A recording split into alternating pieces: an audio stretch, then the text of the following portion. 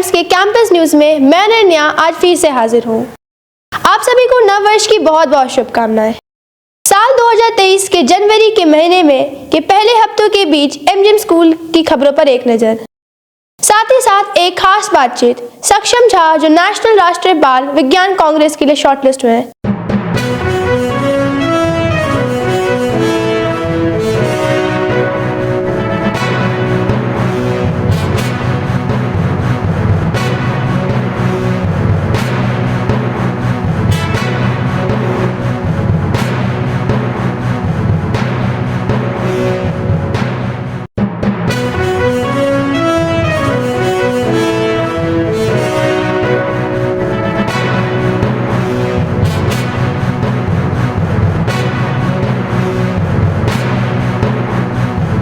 आज मैं साक्षी MGM school के प्रांगण में हूँ। यहाँ के सक्षम झा जो कि 38 नेशनल चाइल्ड कांग्रेस में चुने गए हैं, इनसे बात करें। बातचीत के द्वारा जानेंगे कैसे हुए ये सेलेक्ट और इनके बारे में भी जानेंगे। तो पहले तो हमें पता लगा कि हमें एक national child science 38th national child science Congress होने जा रहा है बोकारो में।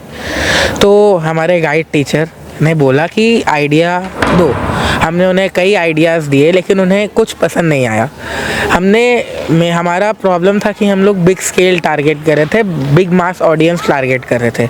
लेकिन फिर सर ने बताया कि अगर हमें इफ़ेक्टिव होना है, फिजिबल होना है, तो लोकल प्रॉब्लम्स चूज़ कर सकते हैं। तो ऐसे ही घर आते वक्त मैंने एक आदमी को देखा जिनके पैर नहीं थे और वो व्हीलचेयर पे आ रहे थे। उन्हें देख के मुझे एक आइडिया या एक प्रॉब्लम के बारे में पता चला जो कि था डिसेबिलिटी।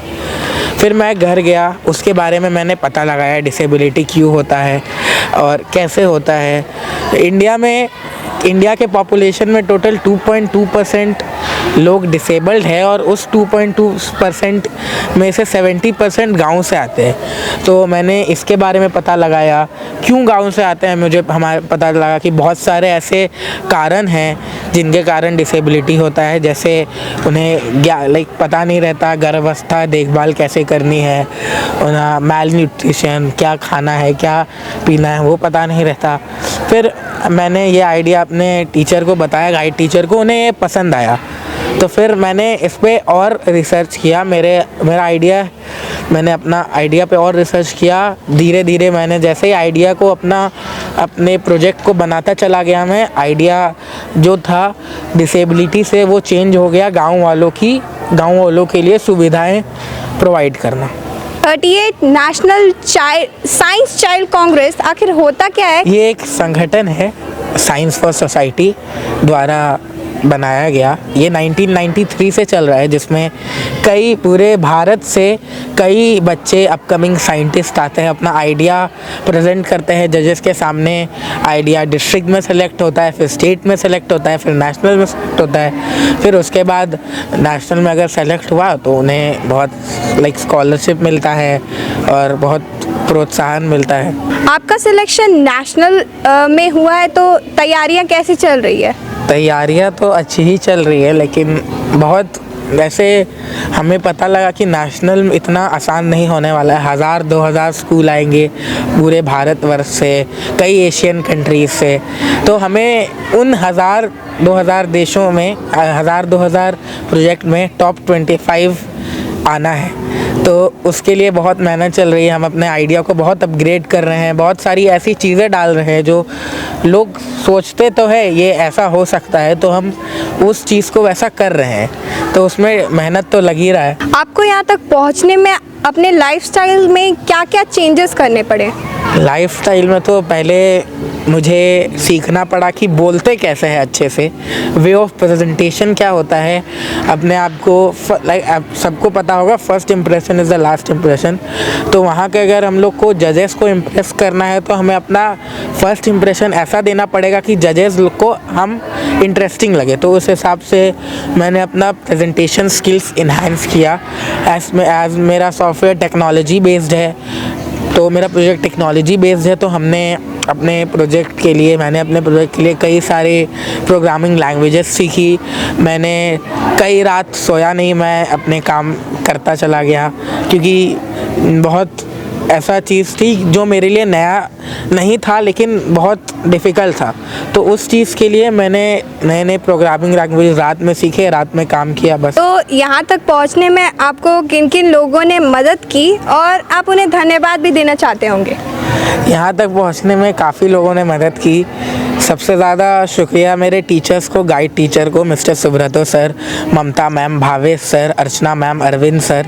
उनके बिना शायद मैं पहुंच भी नहीं पाता। उन्होंने मुझे इतना गाइड किया कि ऐसे करना है, इतना हेल्प किया। जिबिन सर, इतना मदद किया उन्होंने मेरा कि मतलब मैं उन्हें आइडिया दिखाता था। उन्हीं के कारण अगर मैं कह सकता हूँ, अगर मैं कोई पहला आइडिया लेके जाता तो मैं डिस्ट्रिक्ट में भी सेलेक्ट नहीं हो पाता। उन्हीं के बहुत मेहनत के कारण, गाइडेंस के कारण मैं यहाँ तक गया।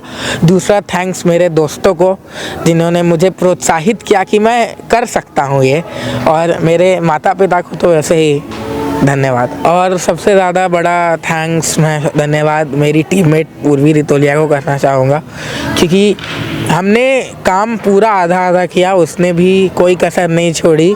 उसके कारण भी हम नेशनल तक पहुँचे। अगर वो नहीं होती तो शायद नहीं जा पाते। उसी ने हमारे सारे राइटिंग वर्क, सारे डेकोरेटिव थिंग्स उसी ने किए। मैंने तो बस अपना सॉफ्टवेयर बनाया।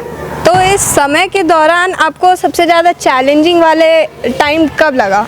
सबसे ज़्यादा चैलेंजिंग वाला टाइम मेरा डिस्ट्रिक्ट से पहले ही लगा, क्योंकि हमारा आइडिया डिस्ट्रिक्ट के एक हफ़्ते पहले ही सेलेक्ट हुआ।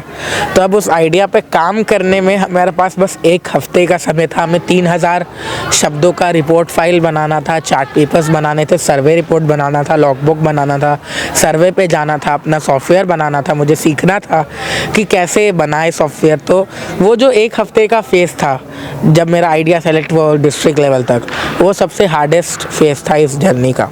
Best of luck. अब हम चाहेंगे कि आप जीत के आए और अपना एक्सपीरियंस हमारे साथ शेयर करें। तो ये थे सक्षम झा, आप हमारे साथ बने रहे। हम आपको इसी के साथ एमजीएम के सारी खबरों के बारे में बताएंगे। जुड़े रहे बोकारो टाइम्स के कैंपस न्यूज़ पर। तो पेश करते हैं इस हफ्ते की खबरों पर एक नज़र।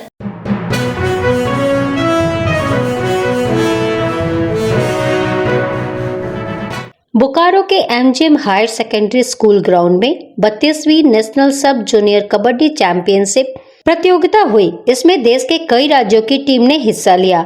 उद्घाटन गोमिया के आदर्श विधायक डॉक्टर लंबोदर महतो के साथ कबड्डी संघ के सदस्यों एवं देश के विभिन्न राज्यों से आए कबड्डी के पदाधिकारियों सहित एमजीएम स्कूल के प्राचार्य ने किया।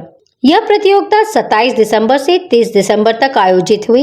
इस प्रतियोगिता में 4 कोर्ट बनाया गया था, जहां एक साथ 4 मैच खेले गए। फाइनल 30 दिसंबर को हुआ। खेल परिसर को पूरी तरीके से फ्लड लाइट से प्रकाशित किया गया ताकि रात को भी मैच आसानी से खेला जा सके।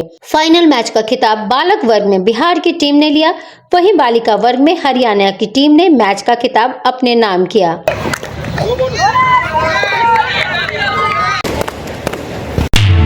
बोकारो टाइम्स के कैंपस न्यूज़ की टीम की तरफ से आने वाले सप्ताह के लिए शुभकामनाएं। नमस्कार। बने रहें thetimes media.com पर। आप हमें फेसबुक और यूट्यूब पर भी देख सकते हैं।